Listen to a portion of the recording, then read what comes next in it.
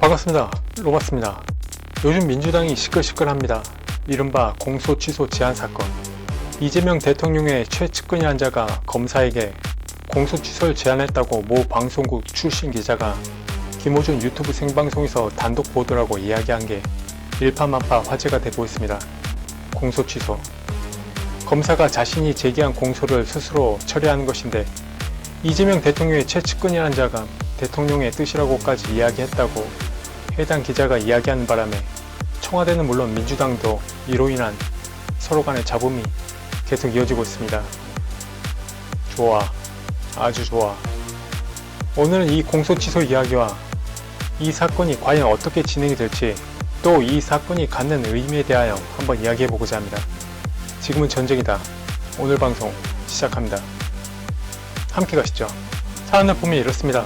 지난 10일 모 방송국 출신 기자가 김호준이 방송하는 유튜브 생방송에 출연하여 단독 보도라고 하면서 자신이 곧 대통령의 뜻이다라고 하며 이재명 대통령의 최측근으로 볼 수밖에 없는 정부 고위 관계자가 검찰 고위직과 접촉하여 다수의 고위 검사들에게 메시지를 보냈는데, 자신의 말이 곧 대통령의 뜻이다, 이재명 대통령의 혐의 사건에 대하여 공소를 취소하라는 취지의 이야기를 하였고, 이를 대가로 검찰 개혁의 수위를 조절할 수 있다는 것으로 딜을 걸음으로써 이재명 대통령이 받고 있는 혐의에 대한 공소 취소를 제안했다는 것입니다.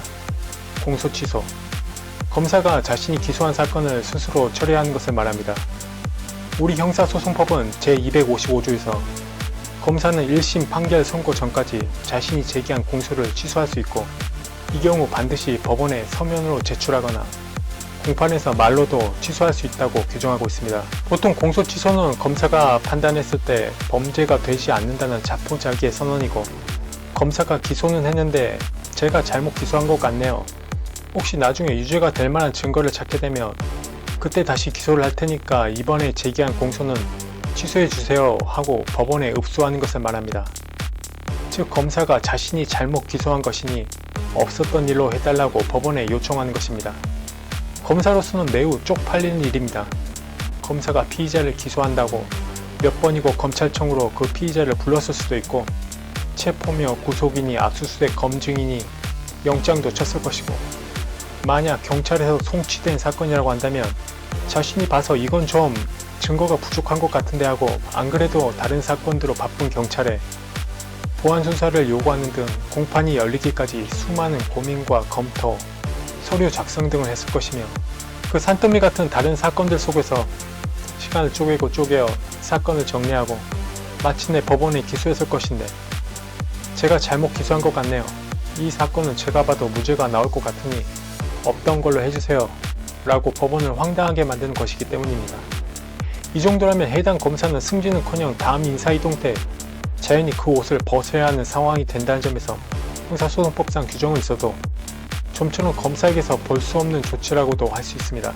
왜냐하면 명색이 고가 고시까지 치르고 경쟁자들까지 물리치고 검사라는 직에 오른 자가 설령 재판에서 자신이 지더라도 자신이 제기한 공수사건에 대해서는 처음부터 끝까지 책임을 지고 완수를 해야 하는 것임에도 불구하고 중간에 스스로 피혐의자에 대해 백기를 들고 투항하는 것과 같으므로 이 정도 수준의 인간에게 자유 대한민국의 형벌권을 책임지고 맡길 수 있는 검사라고는 볼 수 없기 때문입니다. 그런데 이 정도로 검사로서는 매우 쪽팔리는 이 공소 취소를 이재명 대통령의 최측근이라는 자가 검찰의 고위직을 만나 이재명 대통령의 뜻이라고 이야기하며 현재 진행 중인 검찰 개혁의 수위를 조절해 줄 테니 이재명 대통령이 받고 있는 혐의들에 대하여 공소를 취소해달라고 했다는 그 논란이 아마도 일파만파되어 이재명 대통령 임기 내내 잡음으로 남지 않을까 생각됩니다. 만약 김호중 유튜브 생방송에 나온 이야기가 사실이고 그걸 검찰이 받아 공소가 취소되면 법원은 형사소송법 제328조 제1항 제1호에 따라 공소 기각 결정을 해야 합니다. 윤석열 전 대통령을 지지하는 세력들이 그렇게나 법원에 요구했던 그 공소 기각, 그것을 이재명 대통령이 지금 받고 있는 혐의에 대하여 법원이 하는 것입니다. 더구나 재밌는 것은 재량이 허용되지 않는 해당 판사의 의무사항이라는 것입니다. 즉, 검사가 공소 취소를 요청하게 되면 판사는 특별한 사정이 없는 한 무조건 해당 피고인 및 해당 사건에 대하여 공소 기각 결정을 해야 합니다. 우리 자유대한민국 형사소송법 제328조 제1항을 보면 공소가 취소되었을 때 법원은 결정으로 공소를 기각하여야 한다고 규정하고 있기 때문입니다. 물론 법원의 공소 기각 결정에 대해서는 형사소송법 제328조 제2항에 따라 즉시 항고를 할 수 있다고 하지만 공소 취소를 한 검사가 즉시 항고를 할 리 만무하고 혐의가 취소된 마당에 피고인이 즉시 항고를 할 가능성은 피고인이 미치지 않고서야 자신의 혐의를 그것도 기소 독점권을 갖고 있는 검사가 스스로 포기하겠다고 하는데 마다할 피고인이 누가 있겠냐라는 점에서 공소 취소에 있어서 공소 기각 결정에 대한 즉시 항고 규정은 사실상 유명무실한 규정이라고 보아도 무방합니다. 더구나 이 공소 취소는 해당 피고인 한 사람에 대해서만 기소를 취소하는 이른바 핀셋 취소이기 때문에 만약 해당 혐의와 관련하여 다른 공범들이 있는 경우에는 그 공소 취소의 효과가 다른 공범들에게는 미치지 않는다는 점에서 공소 취소를 하는 검사 입장에서는 비록 쪽팔리는 공소 취소이긴 하지만 다른 공범들은 여전히 기소하여 처벌할 수 있다는 점에서 그 부담이 덜하다고 가볍게 생각할 수 있습니다. 그런데 문제는 검사가 이 공소 취소를 하게 되고 법원이 공소 기각 결정을 해서 확정이 되면 공소 취소 전 검사가 제출한 증거로는 더 이상 해당 피고인을 법정에 세울 수 없다는 점입니다. 즉 다시 말해 해당 공소에 이미 제출된 증거들도 모두 그 순간 휴지 조각이 된다는 것입니다. 우리 자유대한민국 형사소송법 제329조를 보면 공소 취소에 따른 공소 기각 결정이 확정된 때에는 공소 취소 후 그 범죄 사실에 대한 다른 중요한 증거를 발견한 경우에 한하여 다시 공소를 제기할 수 있다고 규정하고 있고 형사소송법 제327조 제4호로 보면 형사소송법 제329조를 위반하여 공소가 다시 제기된 때에는 법원은 반드시 다시 공소 기각 선고를 해야 한다고 규정하고 있기 때문입니다. 따라서 검사가 공소를 취소하고 법원이 이를 받아들여 공소 기각 결정을 하고 그 공소 취소가 확정되면 그렇게 경찰이고 검찰이 그동안 애써 영장도 치고 압수수색도 하고 수단과 방법을 총동원하여 수집한 증거들이 모조리 다시는 그 피고인에 대하여는 그 죄책을 물을 수 있는 증거로 더 이상 쓸 수 없게 되는 것입니다. 한마디로 피고인이며 피고인의 혐의에 대한 증거 모두 깨끗하게 세탁되는 것 같습니다. 만약 김호준 유튜브 방송에 나온 모 방송국 출신 기자가 단독 보도라고 이야기한 사실이 맞고 그렇게 이재명 대통령의 뜻을 전달한다는 최측근과 검찰 간의 딜이 이루어져 만약 이재명 대통령이 지금 받고 있는 혐의에 대하여 검찰이 공소 취소를 하게 되면 우리 형사소송법은 제255조 제1항에서 공소 취소는 제1심 판결의 선고 전까지만 할 수 있다고 규정하고 있기 때문에 이재명 대통령이 지금 재판을 받고 있는 혐의 중 대법원에서 파기환송된 사건을 제외한 현재 1심에 계류 중인 사건들에 대해서는 공소 취소가 가능하고 검찰의 공소 취소 결정만 있게 되면 해당 사건들은 모조리 없었던 사건이 되는 것입니다. 이재명 대통령의 공소 취소 딜 사건이 일파만파 논란이 되고 있는 것도 그 때문입니다. 이 경우 이재명 대통령으로서는 수개의 혐의 중 1심에 계류 중인 1사건들은 모두 제로로 만들 수 있고 제로가 되면 다른 특별한 사정이나 증거가 나오지 않는 한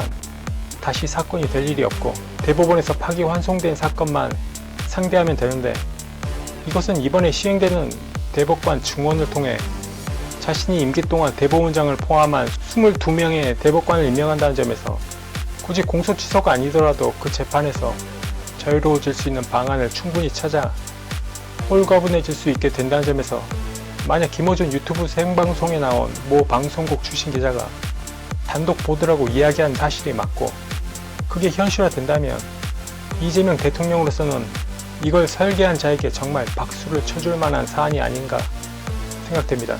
합법적이면서도 자신의 근심, 걱정, 고민도 해소하는 마치 도장 깨기 하듯 한 방에 날리고 나머지 하나는 또 다른 방법으로 물리친다는 게 참 과관이 아닐 수 없습니다.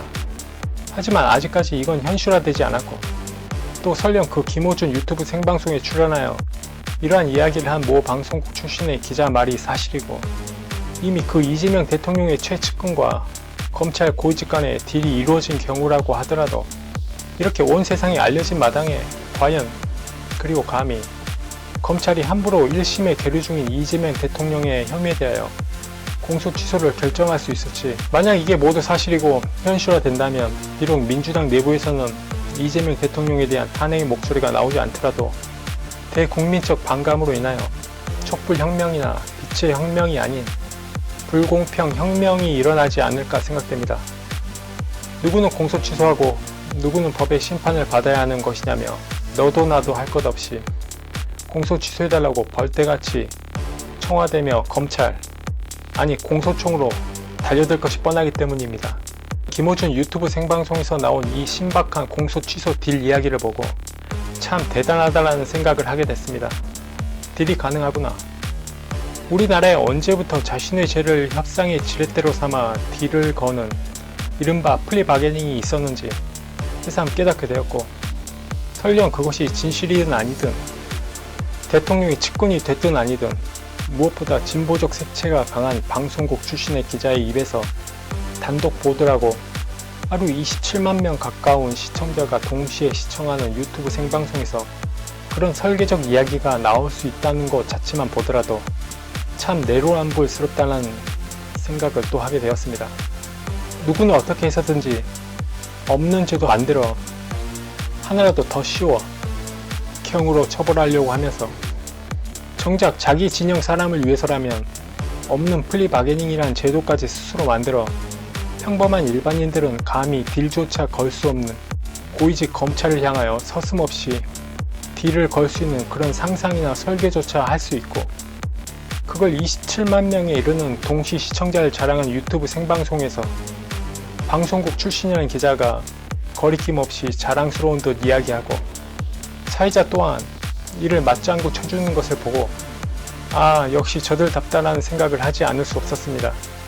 이번 딜 이야기가 논란이 되자 청와대나 민주당에서는 반발하며 해당 기자를 상대로 허위사실 유포로 인한 명예훼손으로 고발 조치하였다는 기사를 보았는데, 또 이렇게 사건을 덮는구나 라는 생각도 하게 되었습니다. 허위사실 유포에 의한 명예훼손. 아마 유튜브 생방송에서 이 사건이 불거졌다는 점에서 정보통신망 이용 촉진 및 정보 보호 등에 관한 법률 제70조에 규정돼 정보통신망 이용 허위사실 유포로 인한 명예훼손으로 고발했을 것으로 추측이 되는데, 여기서 재밌는 것은 우리 법원은 기자에게 매우 폭넓은 취재원 보호와 언론 출판의 자유를 보장하고 있다는 점입니다. 보통 허위사실 유포로 인한 명예훼손으로 고소 또는 고발되었으나 무죄를 선고받는 언론사나 기자 등에 대한 우리 저희 대한민국 법원의 판결상 주된 문구를 보면 세부적으로 진실과 약간 차이가 나거나 다소 과장된 표현이 있다고 하여 그 보도가 진실하지 않다고 볼 것은 아니면 다소의 수사적 과정이 있더라도 전체적인 맥락에서 보아 보도 내용의 중요 부분이 진실에 합치한다면 그 보도의 진실성은 인정된다는 표현을 잘 쓰는데, 비록 그것이 허위라고 볼 여지가 있을지라도 또한 사실로 볼 여지도 있기 때문에 죄가 되지 않는 것입니다. 더구나 기자는 취재원을 생명과도 같이 여기기 때문에 분명 이번 딜 사건과 관련하여 그 모 방송국 출신 기자에 대하여 제기된 고발 사건에서도 해당 기자는 철저히 취재원을 보호하고 함구할 가능성이 높습니다. 그러면 수사기관에서는 기자가 취재원을 공개하지 않는 한 이것이 사실인지 허위인지 판가름하기 어렵고, 그렇다면 우리 자유대한민국 헌법이 제21조에서 매우 강력하게 언론 출판의 자유를 보장하고 있고, 대법원 또한 그러한 견지에서 언론사나 기자에 대한 사실 여부에 따른 명예훼손 여부를 완화하여 판단하고 있다는 점에서 증거 불충분 무혐의로 사건이 흐지부지 되거나 설령 기소가 되어 법원으로 가더라도 특별히 그 기자가 그 취재원을 함구하는 이상 그 내용의 사실 여부를 판단할 수 없어 무죄로 결론이 날 가능성이 농후합니다. 그럼 그렇게 이번 딜 사건은 또다시 하나의 해프닝으로 마무리되지 않을까 생각됩니다. 하지만 여기서 반드시 짚고 넘어가야 할 부분이 있습니다. 민주당이나 정권 내부적으로 확실히 친명계나 반명계가 서서히 나눠지고 있는 게 아닌가 하는 것입니다. 국회에 나와 한동훈에 대한 사살 제보 이야기로 1년의 탄핵과 대선으로 이재명 정권의 1등 개국 공신이라고 할 수 있는 김어준의 유튜브 생방송에서 이재명 대통령에게는 탄핵이 언급될 정도로 치명적이라고 할 수 있는 재판 혐의 딜 이야기가 마치 사실인 것처럼 보통 27만 명가량이 동시에 시청하는 인터넷 라이브 방송에서 서슴없이 전파를 타는 것이나 그게 만약 사실이 아니라고 한다면 당장 그 발언을 한 기자뿐만 아니라 방송사고도 아닌데 그러한 내용을 거리낌 없이 발언할 수 있도록 장소와 장비 등을 제공한 김호준 및 해당 방송의 관계자들에 대해서는 어떠한 법적 조치도 언급되지 않는 것을 보면서 뭔가 둘 사이에 보이지 않는 간극이 있고 알력 다툼이 있는 게 아닌가 하는 생각을 하게 됐습니다. 그게 사실이든 아니든 민주당이나 정권 내부적으로나 그 진영 내부적으로 서로 대립하고 서로가 서로를 향해 있든 있지 않든 간에 중요한 것은 앞으로도 이처럼 참 재밌는 일화들이 많이 생기겠구나, 재밌어지겠구나 하는 것과 김호준이 역시나 킹메이커구나, 그래서 함부로 건들지 못하는구나 하는 생각을 하게 되었습니다. 앞으로 더 흥미진진한 이들의 행보를 기대합니다. 오늘 방송은 여기서 마무리하겠습니다. 로마스TV는 앞으로도 대한민국의 보수의 가치를 더욱 공고히 하고 한반도를 완전하게 그리고 온전하게 자유 대한민국으로 통일하여 북한의 주민들까지 모두 온전히 그리고 안전히 자유 대한민국의 주민이 되는 그날까지 쉼없이 그리고 힘차게 나아가도록 하겠습니다. 앞으로 시청자 여러분들의 많은 관심과 응원 부탁드립니다. 구독, 좋아요, 알림 설정 안 하신 분들은 지금 바로 구독, 좋아요, 알림 설정 부탁드립니다. 그럼 다음 시간에 뵙죠. 이 두 트란시비트 This too shall pass away. 이 또한 지나가리라. 고맙습니다.